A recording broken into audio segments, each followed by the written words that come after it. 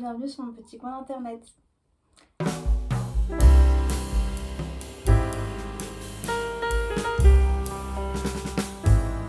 Je m'appelle Élise et j'aime partager mes lectures qui touchent à peu près l'ensemble des genres littéraires. Et aujourd'hui, je voulais m'attaquer à un style littéraire que j'affectionne particulièrement, plutôt un sous-genre de littérature que j'aime énormément, c'est la littérature hippie. Plus globalement aussi la littérature punk et underground ici. Et pour moi, c'est toutes des lectures marquantes. Enfin, c'est vraiment des livres que j'ai tous adorés. Et c'est vraiment un genre que j'adore explorer. Et c'est des suggestions qu'on n'a pas forcément, enfin qui sont moins connues que par exemple Just Kids ou des Agents of the Six. Et c'est majoritairement vraiment des témoignages de la période hippie, de la période punk et aussi de l'actuelle scène underground, que ce soit le rock ou le punk aujourd'hui en France et en Europe, enfin plutôt dans le monde occidental de manière générale. Et voilà, donc je pense que si vous aimez comme moi ce genre de littérature, je pense que vous allez énormément aimer cette vidéo. Vraiment, certaines de mes lectures favorites. Et voilà, donc j'espère que cette vidéo va vous plaire parce que moi, je prends beaucoup de plaisir à la faire et ça faisait longtemps que j'attendais de faire cette vidéo. Donc voilà.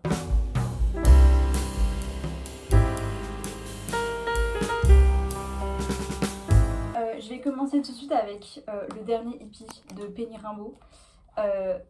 Il est vraiment fantastique. Déjà, avant de commencer quoi que ce soit, je tiens à dire que vraiment ce livre est génial.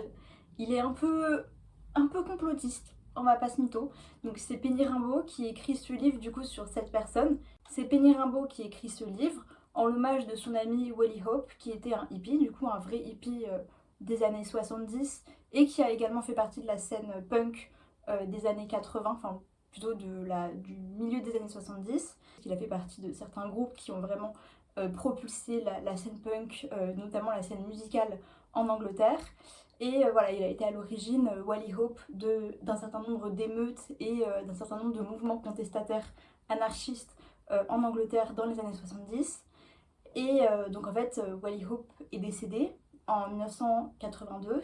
C'est pas vraiment une enquête parce que Penny Rimbaud, vraiment, il accuse frontalement le gouvernement d'être derrière la mort de son ami, bien qu'on ne sache pas encore aujourd'hui si c'est un suicide ou si c'est une mort non accidentelle, enfin en tout cas si la mort a été organisée ou non par l'État. Et donc c'est en fait, il écrit la biographie de son ami, en tout cas vraiment dans sa période punk. Là, on est vraiment dans du hippie qui aime beaucoup les papillons, on va pas se mentir. Vraiment, il y a d'usages de papillons. J'utilise le mot papillon pour être YouTube friendly, hein, vous l'aurez compris. Mais voilà, donc il y a pas mal d'expérimentations, pas mal de trips aussi, on voyage quand même pas mal avec eux. Donc c'est vraiment un livre qui est vraiment fantastique, qui donne beaucoup d'espoir aussi dans ce que peut être le mouvement hippie et comment est-ce qu'il peut continuer à vivre et comment est-ce que les idées hippies peuvent continuer à vivre même dans un monde néolibéral. Et donc voilà, ça repose aussi, ça montre aussi quand même pas mal les liens entre les différentes scènes underground. Ça permet de comprendre le développement de ces scènes et surtout ça parle pas mal de la mode. Et donc on a beaucoup de références à Vivienne Westwood dans ce texte, justement avec comment est-ce que en fait ils sont stigmatisés de par leur physique dans les rues de Londres, etc. Et qui va venir les aider et comment est-ce qu'ils se regroupent, comment est-ce qu'ils se retrouvent à travers la mode. Comment est-ce que c'est aussi un canal d'expression important pour Wally Hope et pour Penny Rimbaud. Donc voilà, c'est vraiment un texte fantastique. Moi, c'est l'un de mes livres préférés dans ma bibliothèque, je pense. Il n'est pas pour tout le monde, honnêtement. Je pense pas que tout le monde le kiffera autant que moi je l'ai kiffé, mais il est vraiment fantastique.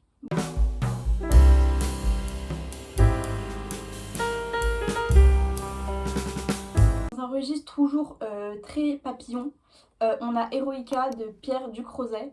Donc ça c'est pas vraiment une biographie, c'est une espèce de roman biographique de Pierre Ducrozet du coup sur la vie de Basquiat, dans lequel il appelle dans ce livre Basquiat par le J, donc enfin il l'appelle J au lieu de l'appeler Jean-Baptiste Basquiat. Enfin, voilà. Et donc c'est voilà, c'est un roman biographique autour de lui qui est vraiment très cru sur comment agissait Basquiat. Ça revient aussi sur toute sa méthode de travail, etc. Ça revient évidemment avec toutes ses relations artistiques de la scène underground new-yorkaise dans les années 80, avec Andy Warhol, mais aussi beaucoup avec Kessaring, donc leurs amitiés. Et ça revient, donc en fait le livre il commence à peu près au moment où Jay, du coup il fuit de chez ses parents pour devenir artiste grosso modo, mais il y a pas mal de flashs aussi sur son enfance pour comprendre un peu la psychologie de Basquiat, de comprendre comment est-ce qu'il en est arrivé là, aussi un peu les traumatismes qu'il a pu vivre dans son enfance parce qu'il était quand même dans une famille très compliquée. Alors du coup le livre il n'entend pas vraiment spécialement faire une vraie biographie factuelle, enfin, il relate des vrais faits, mais en dehors de ça il y a toute une partie qui peut être considérée comme romancée, d'autant que déjà le nom du personnage principal change, mais surtout ce qui est hyper intéressant dans cet ouvrage, que pour le coup j'ai lu très récemment, je l'ai lu il y a moins de 2 semaines, c'est vraiment le style d'écriture, c'est vraiment un style d'écriture très très décousu, qui est fait justement aussi pour raconter un peu cette espèce de milieu d'artistes torturés, voilà, auquel, enfin, très inaccessible, hyper sensible, etc. Mais surtout aussi pour relater des effets des papillons. Donc voilà, c'est tout un style littéraire très décousu, avec des phrases qui ne finissent jamais. Genre par exemple, dès qu'il y a une question qui est posée, on n'a jamais la fin de la question, on a tout le temps que les quelques premiers mots. Donc voilà, c'est un style auquel il faut s'accrocher, mais une fois que c'est bon, ça va. Moi je l'ai un peu moins aimé quand même, j'avoue que je l'ai peut-être. Enfin, je l'ai quand même beaucoup aimé, hein, mais ça n'a pas non plus été un coup de cœur. J'ai trouvé ça très intéressant la manière dont quand même il interroge la vie de Jay, et aussi de voir la scène underground de New York à ce moment-là, donc avant Just Kids de Patti Smith, mais vraiment dans une ville qui à ce moment-là est vraiment en pleine décrépitude. Si vous aimez Basquiat, si vous aimez cette période de New York, si vous aimez les artistes de cette période, je pense que ça peut vraiment vous plaire. Et surtout si vous aimez un style d'écriture un peu alternatif, un peu décousu, etc. Enfin moi c'est vraiment le style qui m'a beaucoup plu, en dehors de l'histoire qui est fait pour rockstariser un peu Jean Basquiat, en disant ah bah voilà, il avait un style de vie hyper rock'n'roll, etc., etc. Donc ça j'ai trouvé que c'était un peu bon, ok, bah on s'en doute, enfin voilà. Mais le style d'écriture quand même il vaut le détour je trouve, et donc voilà, je vous le conseille quand même, et donc de Pierre Ducrozet chez Babel, il est quand même pas mal honnêtement.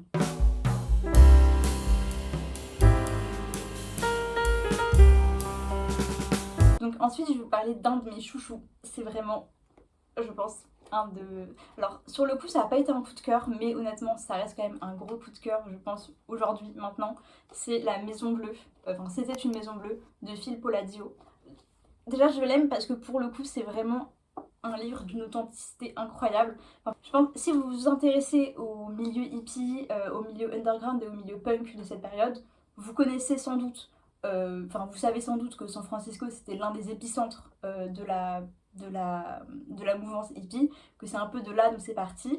Et notamment à San Francisco, il y a plein de communautés hippies qui se sont installées dans des maisons, ils ont occupé des maisons, c'est des espèces d'énormes squats, et dans lesquels justement ils ont créé un peu des communautés un peu gourous, un peu sectes. Et notamment, du coup, l'une de ces communautés, elle s'installe dans une maison peinte en bleu, qui s'appelle du coup la Maison Bleue. Donc, Phil Palladio, il fait partie de ces hippies qui ont vécu dans cette communauté-là.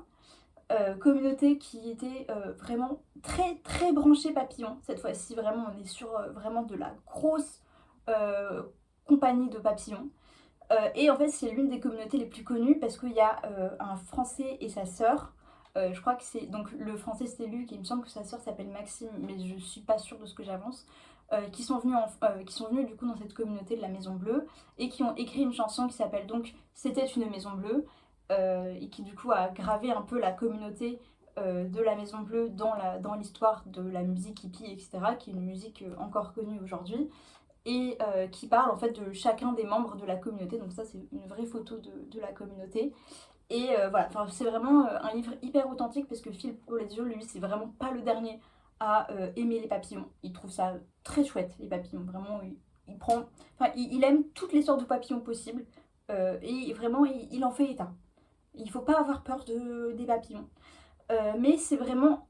Quand je dis que c'est authentique, c'est qu'en fait, ça lui a un peu... Enfin, il a eu pas mal d'effets secondaires de papillons, disons. Ce qui fait qu'il a un style d'écriture assez enfantin et très naïf en fait. Et en fait, il y a pas mal de trucs qui se répètent dans l'histoire, même si c'est un livre assez court. Ce qui est très touchant, c'est que vraiment il va raconter les personnes de la communauté vraiment d'un point de vue très... Enfin déjà avec toute l'amitié du monde, ça se sent que vraiment ils s'aimaient tous extrêmement fort dans la communauté, que chaque personne avait vraiment un rôle, etc. Et donc voilà, il raconte vraiment la vie au quotidien, a posteriori, hein, parce qu'il écrit le livre après la fermeture de la communauté bleue, etc. etc. Mais vraiment, il donne vraiment un aperçu global de toutes les communautés hippies à San Francisco. Et ça, c'est vraiment très très cool parce que par exemple, on apprend que donc, eux, dans leur communauté, ils avaient fondé un peu une coopérative qui vendait des fruits et légumes qui aujourd'hui a été rachetée. Donc ça s'appelle Leaf. Aujourd'hui, c'est racheté, c'est devenu un peu une énorme compagnie de réfrigérés de fruits et légumes, donc absolument pas dans un caractère hippie, mais qui existe encore à San Francisco. Donc eux, c'était voilà un peu les cuisiniers, les livreurs, etc., etc. Et il y avait des communautés qui étaient un peu spécialisées dans le soin, d'autres qui étaient un peu spécialisées dans le yoga, etc., etc. Un peu plus branchées sectes, etc. Donc c'est vraiment hyper intéressant. Et surtout, ce qui est hyper intéressant aussi, c'est de voir les dynamiques à l'intérieur des communautés. Parce que du coup, au-delà du discours hippie, d'émancipation, de liberté, etc., alors soit là on a affaire quand même à une communauté avec une très grande liberté sexuelle, mais les rôles de genre sont quand même extrêmement présents. C'est-à-dire que vraiment les hommes, il y en a qui peuvent passer vraiment des mois dans le salon ou dans le jardin à juste buller ou à construire 2-3 tabourets par-ci par-là, tandis que les femmes, elles sont tout le temps à faire la cuisine et à faire le repas pour toute la communauté. Voilà, donc ça remet quand même un peu les bases. Les tâches ménagères sont quand même globalement tout le temps faites par les femmes. Et surtout, un autre super point de ce livre, c'est vraiment le dossier photo au milieu. Il y a vraiment des dossiers avec l'ensemble des personnes de la communauté quand ils partent à Woodstock ou à ce genre de choses. Et il fait un peu un détail de chaque personne de la communauté en racontant un peu son caractère, etc. Et donc c'est vraiment c'est vraiment un livre sur lequel il parle de son expérience à lui au sein de la communauté. Donc il va un peu raconter toutes ses histoires amoureuses, etc. J'ai l'impression que c'est juste un mec, un pote qui te raconte un peu sa vie. Il te raconte ses vacances au café en fait. C'est vraiment trop touchant. Et au moment où ils font les livraisons de fruits et légumes, je sais pas pourquoi, mais j'ai adoré. J'ai trouvé ça vraiment hilarant. Et voilà, donc je vous le conseille. Vraiment, je vous le conseille fortement. Si vous l'avez pas lu, il faut le lire.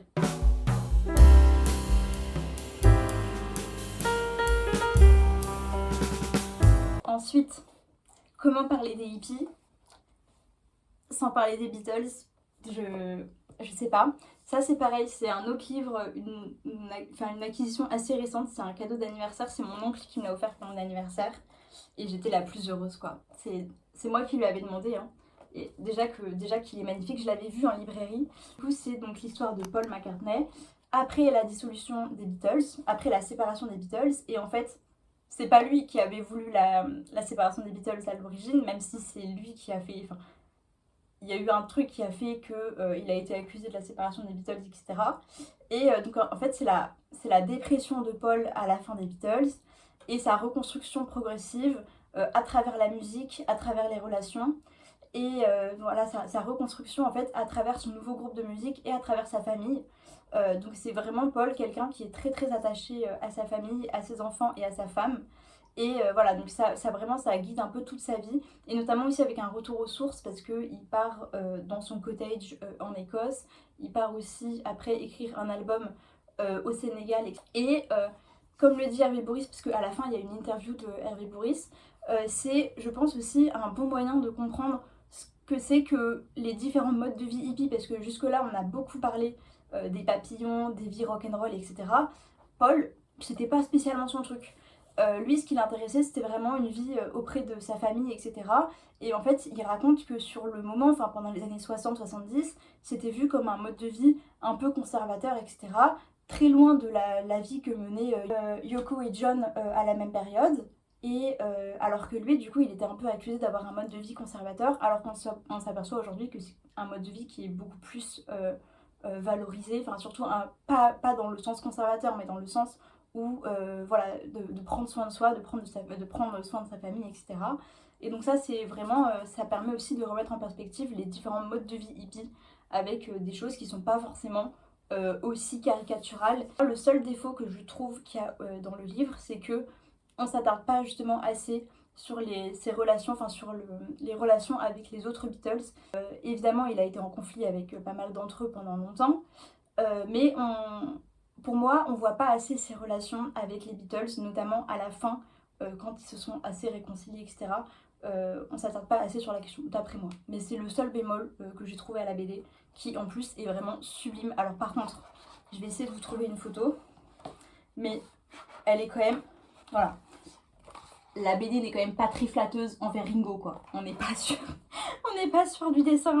Enfin, on est sur du dessin caricatural, quoi. Donc on n'est pas sur un grand amour envers Ringo. Le pauvre. Le pauvre.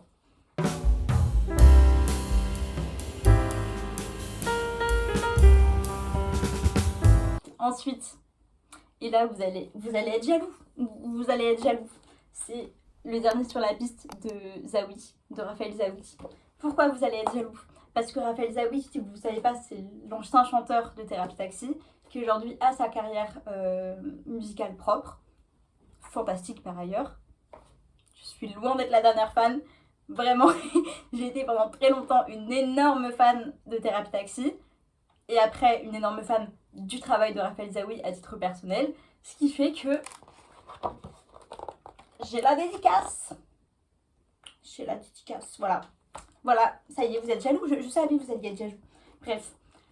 Zawi, on est un peu sur le même délire que la BD de John. Vraiment remet en question le mode de vie rock'n'roll, le mode de vie de star du rock, voilà. Donc voilà, en fait on est sur pareil, une désillusion complète, puisque Raphaël Zawi, Thérapie Taxi, c'était vraiment son groupe, quoi, enfin son groupe avec AD, et AD du coup a décidé de quitter le groupe en 2021 je crois, et donc il perd son groupe qui lui avait vraiment permis de percer, de devenir un chanteur très reconnu, etc.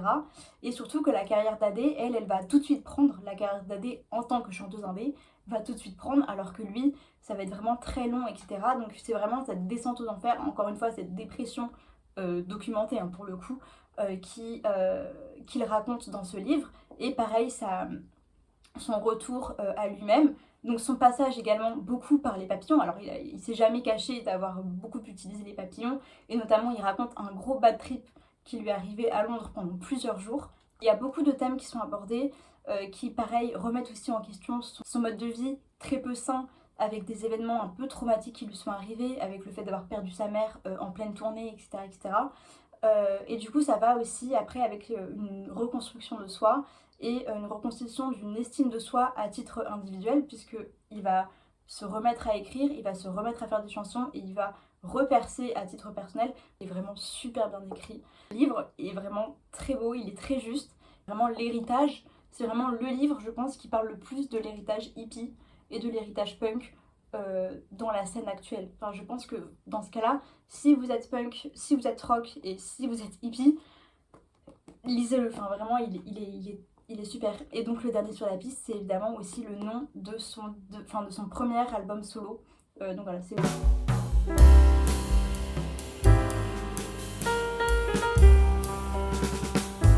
Et enfin, pour finir, le dernier livre que j'ai dans ma sélection, c'est Hippie de Paulo Coelho. Je l'ai lu il y a quelques jours, je l'ai fini justement pour la vidéo.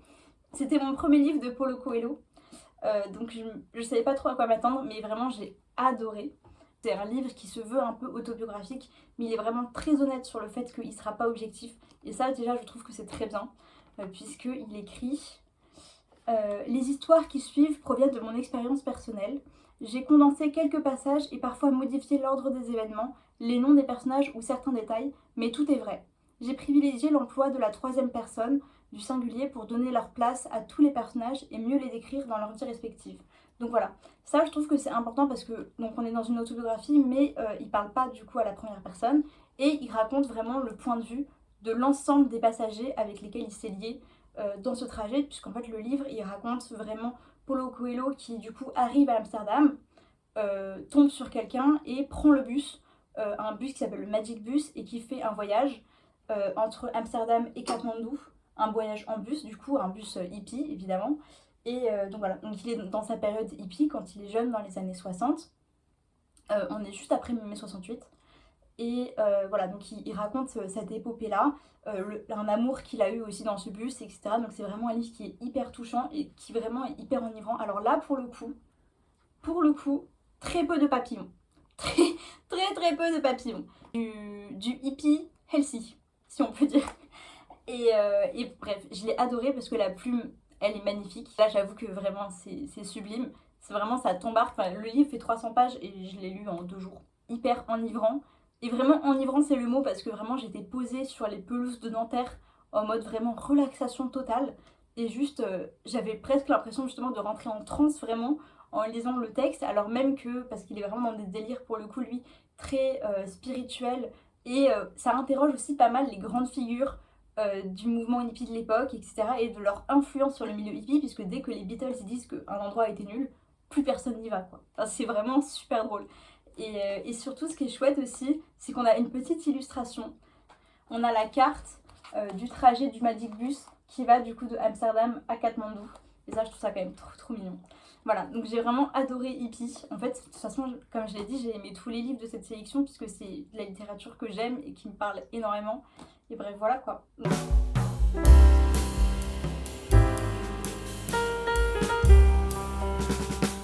Vraiment beaucoup déblatéré dans cette vidéo. Je pense que je vais devoir couper pas mal de choses parce que j'aime trop parler de ces livres, quoi. Enfin, ils sont trop bien.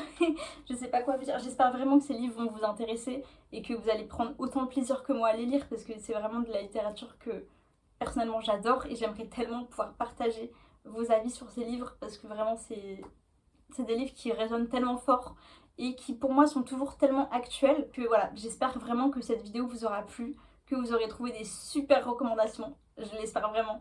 Donc je vous souhaite vraiment une bonne fin d'après-midi, parce que je pense que normalement cette vidéo sort jeudi à 18 h.